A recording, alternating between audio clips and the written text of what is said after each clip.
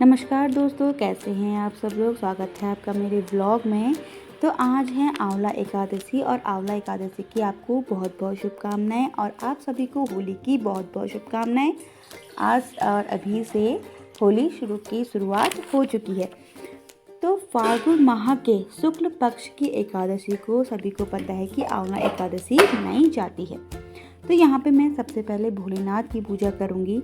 भोलेनाथ की पूजा करने के लिए सबसे पहले हम ले लेंगे एक लोटे पे जल, और जल में मैं डाल रही हूँ पहले सफ़ेद तिल, जौ, अक्षत और काले तिल। ये काले तिल हैं, अक्षत इसके बाद डालूंगी। ये हैं अक्षत।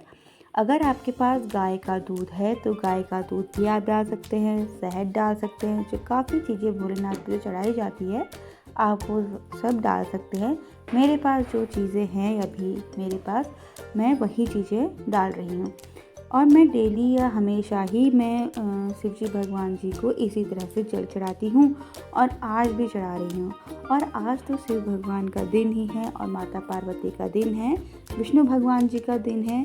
तो आज मैंने सफ़ेद तिल इसमें डाले हैं अलग से। बाकी दिन में तिल, जौ, अक्षत और गाय का दूध और गंगा जल से शिव जी को पानी चढ़ाती हूँ। तो यहाँ पे अभी मैं शिव जी को तिलक कर रही हूँ। 3 अंगुलियों से चंदन लगाया है। ये मैंने चंदन ले लीजिए, रोली ले लीजिए या पीला वाला जो पिठिया कहते हैं आप उसे ले लीजिए, लेकिन पीला ही ले लीजिए। भोलेनाथ को तो हमेशा पीला ही लगता है और चंदन से करेंगी तो और अच्छी बात है। तो यहाँ पे मैंने भोलेनाथ जी का टीका कर लिया है। अब इनमें चढ़ा दूँगी अक्षत। भोलेनाथ जी को अक्षत अर्पित करने के बाद फूल पत्तियों से भोलेनाथ जी का अभिषेक कर लेंगे। अगर आपके पास बेलपत्री है तो आप बेलपत्री भी आप भोलेनाथ जी को चढ़ा सकती हैं।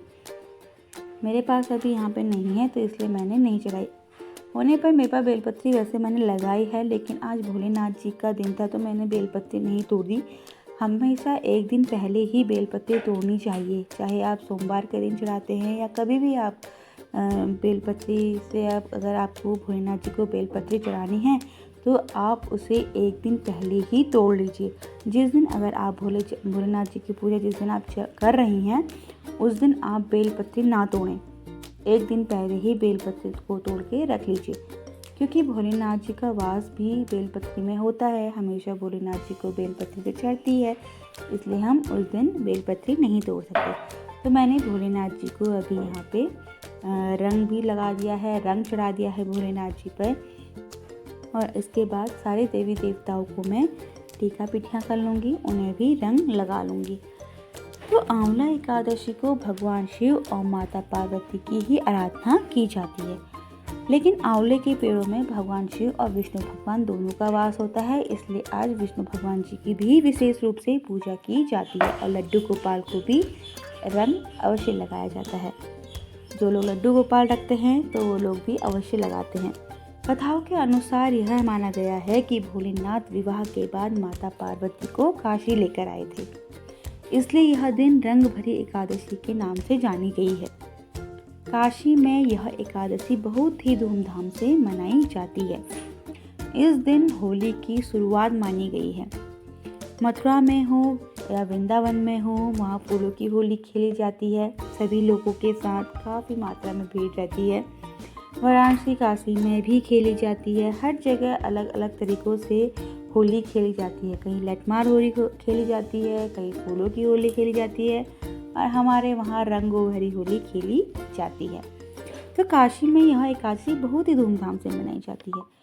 इस दिन होली की शुरुआत मानी गई है हर जगह। वाराणसी में इस दिन भगवान भोलेनाथ भस्म की होली खेलते हैं और वहीं साथ साथ भोलेनाथ के गण भी भस्म की होली खेलते हैं। काशी में बाबा विश्वनाथ, माता पार्वती का स्वागत किया जाता है और उनकी भव्य सवारी निकाली जाती है। साथ साथ उनके गढ़ भी चलते हैं होली खेलते खेलते। इस दिन भोलेनाथ की आराधना करने से आर्थिक समस्याओं से मुक्ति मिलती है। इस दिन भोलेनाथ आपके सभी दुखों को हल लेते हैं। भोलेनाथ तो भोले हैं, वो बहुत जल्दी मान भी जाते हैं। उनकी आराधना कीजिए, सब जगह आपने देखा होगा या भोलेनाथ की कथाओं में देखा होगा कि भोलेनाथ बहुत जल्दी ही खुश हो जाते हैं। उनकी कहते हैं ना भोलेनाथ एक बेलपत्री को चढ़ाने से ही खुश हो जाते हैं। इसलिए भोलेनाथ की आराधना हमें अवश्य करनी चाहिए, जिससे हमें आर्थिक समस्याओं से मुक्ति मिलती है। तो यहाँ पे मैंने अभी दीप कर ली है, दिया जला रही हूँ। उसके बाद धूप जला के सभी देवी देवताओं की पूजा कर लूँगी। यहाँ पे मैं अभी बताशे, फल फूल सभी चढ़ा लूँगी सभी देवी देवता को। तो यहाँ पे शिव पार्वती और गणेश जी की मूर्ति है जिनमें मैं रंग लगा रही हूँ। माता पार्वती, गणेश जी, शेरों वाली माता, भोलेनाथ हो गए, सरस्वती माता हैं और हनुमान जी हैं, शेरों वाली माता है। सभी देवी देवताओं पे मैं टीका करके उन पे अक्षर चढ़ा लूँगी। इस दिन गांव में आंवले के पेड़ में चीर बांधी जाती है और उसी टाइम से होली शुरू हो जाती है। गांव में कहीं महिलाओं की होली होती है और कहीं आदमियों की होली होती है। महिलाओं की भी बैठक होली होती है और आदमियों की भी बैठक होली होती है, लेकिन महिलाओं की दिन में होती है और शाम को यानी कि रात को होती है आदमियों की होली, जिसमें बहुत ही मज़ा आता है। वो होली के गाने सुनने में, होली के पकवान खाने में, चाहे वो आलू के गुटकों का स्वाद हो, बहुत ही अच्छा लगता है। तरह तरह के पापड़, चिप्स, नमकीन मिलती हैं होली के दिन। होली एक बहुत अच्छा त्यौहार है और मुझे बहुत पसंद है और साथ में साथ आप सभी लोग को भी बहुत पसंद होगा और होली को अच्छी तरह से ज़रूर मनाइएगा। तो यहाँ पे मैंने अभी फल चढ़ा दिए हैं भोलेनाथ को। आशीर्वाद ले लिया है भोलेनाथ का कि ताकि हमारे परिवार में सुख समृद्धि बनी रहे और उनका आशीर्वाद हमेशा हमारे परिवार पर बना रहे। तो इसके बाद अब मैं करूँगी आंवले के पेड़ की पूजा। ये है मेरे आंवले का पेड़, तो बड़ा है, जो हमने एक छोटी सी बाल्टी पे लगाया हुआ था। तो यहाँ पे मेरे पतिदेव आ चुके थे, तो मैंने पहले नहीं टीका लगा लिया क्योंकि इन्हें जाना था, देर हो रही थी, तो मैं पहले इन्हीं को टीका लगा लिया। क्योंकि पूजा करने के बाद या आंवले की पेड़ की पूजा करने के बाद ही घर में जितने भी लोग हैं आप उन्हें टीका उन पे भी रंग लगा सकते हैं। और हमारे वहाँ पहले से जो पानी में घुलने वाला रंग होता था उस पर हम कपड़ों पे डाल देते थे, जो उनके छींटे होते थे हम अपने कपड़ों पे डालते थे। तो यहाँ पे अभी आंवले का पेड़ की मैंने पूजा करनी है, उन आंवले के पेड़ की मैं पूजा कर रही हूँ। यहाँ पे मैंने जल में वही सब डाला था जो मैंने भगवान जी को, भोलेनाथ जी को चढ़ाया हुआ था। तो यहाँ भी मैं पीले रंग का अक्षत ही या पीले रंग का चंदन ही आंवले के पेड़ पे लगाऊंगी और सफ़ेद तिल भी मैंने यहाँ पे आंवले के पेड़ में चढ़ा दिए हैं। धूप और दीप जलाएंगे हम। उसके बाद मैंने फल रख दिए हैं, फूल चढ़ा दिए हैं और पीले फूल ही चढ़ाइएगा। मेरे पास पीले फूल थे तो मैंने चढ़ाए थे पीले फूल ही। और ये है मैं तिल चढ़ा रही हूँ। आंवले के पेड़ में भी भगवान विष्णु और भोलेनाथ दोनों का वास होता है और कृपा प्राप्त होती है आंवले के पेड़ से। अच्छी सेहत और सौभाग्य की प्राप्ति के लिए पूजा की जाती है। अब मैं यहाँ पे आंवले के पेड़ पे भी रंग चढ़ा दूंगी। फिर इसके बाद घर में जितने भी सदस्य होंगे उनको हम टीका पिठियाँ करेंगे और उन पे भी रंग चढ़ाएंगे।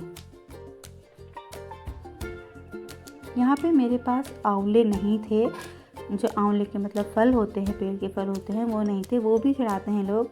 काफ़ी लोग आंवले के पेड़ पे आंवले का मुरब्बा या आंवले का इस टाइप का अचार रख देते हैं, पर लेकिन मुझे पसंद नहीं है क्योंकि वो तो खाने वाली चीज़ें हो गई। अगर शुद्ध चीज़ें या फल होता तो मैं वो जरूर चढ़ा देती, मुझे नहीं मिल पाया था, इसलिए मैंने इसी तरह से पूजा करी। और यहाँ पे मैंने 7 बार कलावा बांध दिया। अगर आपके पास जनेऊ हो तो आप जनेऊ भी आंवले के पेड़ को चढ़ा सकते हैं। मेरे पास जनेऊ नहीं था, इसलिए मैंने जितना मुझसे हो सका या जितना